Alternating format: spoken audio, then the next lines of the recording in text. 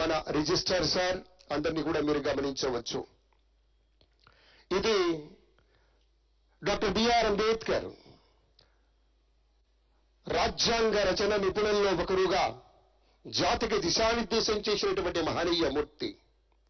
ఆత్మీయత వెల్లివిరిసే ఆత్మబంధువు గురించి మాట్లాడుతూ ఉంటే అప్పుడే ఉదయించిన సూర్యుడి గురించి మాట్లాడినట్టుగా ఉంటుంది.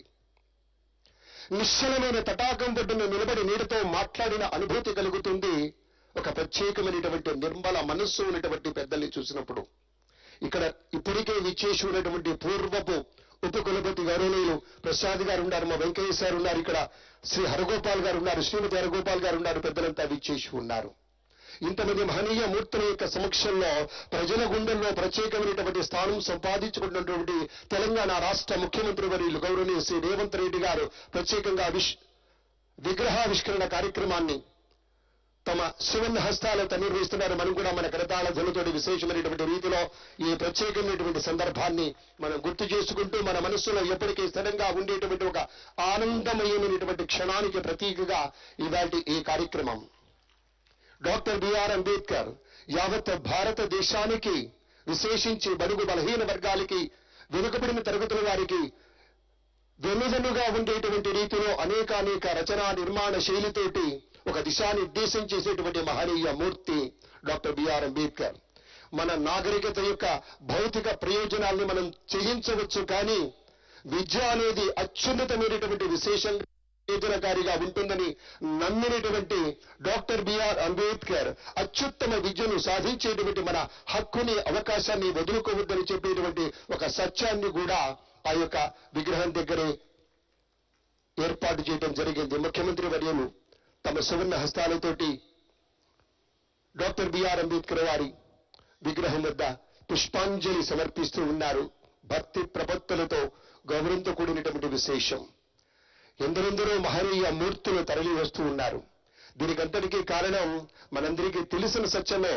ఒక గంటా చక్రపాణి సార్ లాంటి ఒక బలీయమైనటువంటి వ్యక్తి ఒక సంస్థకి అధ్యక్ష స్థానంలో గనక ఉన్నట్లయితే ప్రభుత్వం తాలూకు పెద్దలంతా కూడాను రాకుండా ఉంటారా?